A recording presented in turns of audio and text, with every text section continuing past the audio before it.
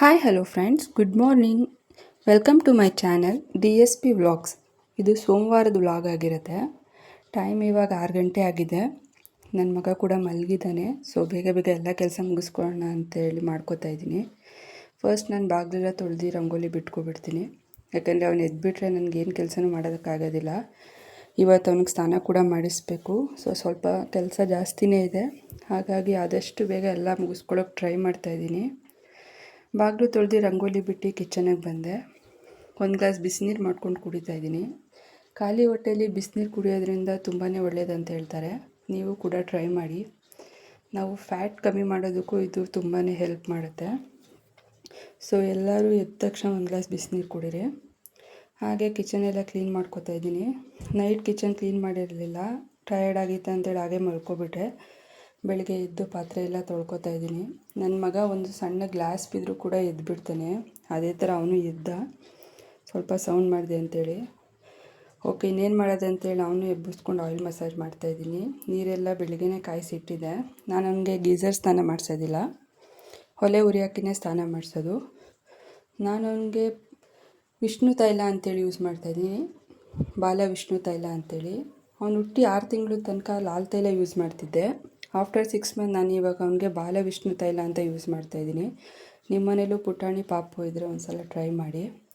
ಅವನಿಗೆ ಸ್ನಾನ ಎಲ್ಲ ಮಾಡಿಸಿ ನೀವು ನೋಡ್ತಿರ್ಬೋದು. ಟಿಫನ್ ರೆಡಿ ಮಾಡ್ಕೊತಾ ಇದ್ದೆ, ವಾಂಗಿಬಾತು. ತಿಂಡಿ ಎಲ್ಲ ಮಾಡಿ ಅವ್ರ ಅಪ್ಪ ಕೂಡ ಹೊರಟರು.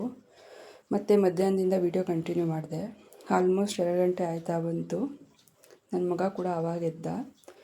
ಅವನಿಗೆ ಮೀಲಾಗಿ ನಾನು ಕಿಚಡಿ ಮಾಡಿ ತಿನ್ನಿಸ್ತಾಯಿದ್ದೀನಿ. ಇಷ್ಟು ದಿನ ನಾನು ಅವನಿಗೆ ಮಲ್ಕೊಂಡು ತಿನ್ನಿಸ್ತಾಯಿದ್ದೆ. ಮತ್ತೆ ಹೇಳಿದ್ರು ಮಲ್ಕೊಂಡು ತಿನ್ನಿಸ್ಬಾರ್ದು ಅಂತೇಳಿ. ಹಾಗಾಗಿ ಕೂರಿಸಿ ಅವನಿಗೆ ತಿನ್ನಿಸೋದು ಅಭ್ಯಾಸ ಮಾಡಿಸ್ತಾಯಿದ್ದೀನಿ. ನೀವು ಈಗ ನೋಡ್ತಿರೋ ವ್ಲಾಗು ಫ್ರೆಂಡ್ ಶನಿವಾರದ ವ್ಲಾಗು.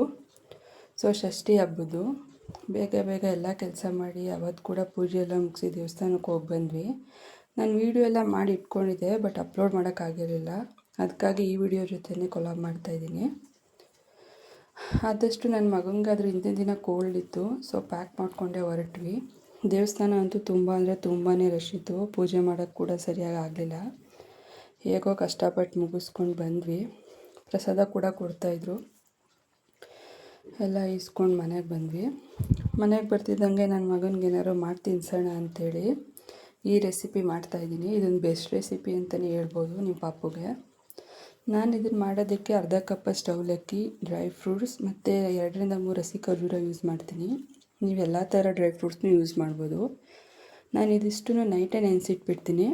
ಇಟ್ಟು ಬೆಳಗ್ಗೆ ಎದ್ದು ರುಬ್ಕೊಂಡು ಆಮೇಲೆ ಸ್ವಲ್ಪ ತುಪ್ಪ ಹಾಕಿ ಒಂದು ರೌಂಡ್ ಕುದಿಸಿ ನನ್ನ ಮಗನಿಗೆ ಕೊಡ್ತಾ ಬರ್ತೀನಿ. ಅವನಿಗೂ ಕೂಡ ಇದು ತುಂಬಾ ಇಷ್ಟ. ಆಲ್ಟರ್ನೇಟಿವ್ ಡೇಸಾಗಿ ನಾನು ಇದನ್ನು ಕೊಡ್ತೀನಿ. ನೀವು ಕೂಡ ಟ್ರೈ ಮಾಡಿ. ನಿಮ್ಮ ಮಕ್ಕಳು ವೆಯ್ಟ್ ಗೇನಿಂಗಿಗೆ ತುಂಬಾ ಹೆಲ್ಪ್ ಆಗುತ್ತೆ. ಹಾಗೆ ನಮ್ಮಮ್ಮ ಕೂಡ ಮನೆಗೆ ಬಂದಿದ್ದರು. ಅಮ್ಮ ಅಜ್ಜಿ ಎಲ್ಲ ಬಂದಿರೋದ್ರಿಂದ ನಂಗೆ ತುಂಬಾ ಖುಷಿ ಆಗ್ತಿತ್ತು. ಹೆಣ್ಮಕ್ಳಿಗೆ ಹಾಗೆ ಅಲ್ವಾ, ತವ್ರ ಮನೆಯಿಂದ ಯಾರು ಬಂದರೆ ತುಂಬ ಅಂದರೆ ತುಂಬಾ ಖುಷಿ ಆಗುತ್ತೆ. ನನ್ನ ಮಗನಿಗಂತೂ ಅವ್ರ ಅಜ್ಜಿ ಅಂದರೆ ತುಂಬಾ ಇಷ್ಟ.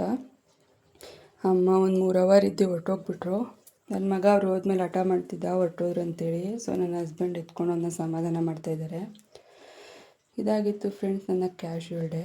ಇಷ್ಟ ಆಗಿದ್ದರೆ ಪ್ಲೀಸ್ ಲೈಕ್ ಮಾಡಿ, ಶೇರ್ ಮಾಡಿ, ಕಮೆಂಟ್ ಮಾಡಿ, ಸಬ್ಸ್ಕ್ರೈಬ್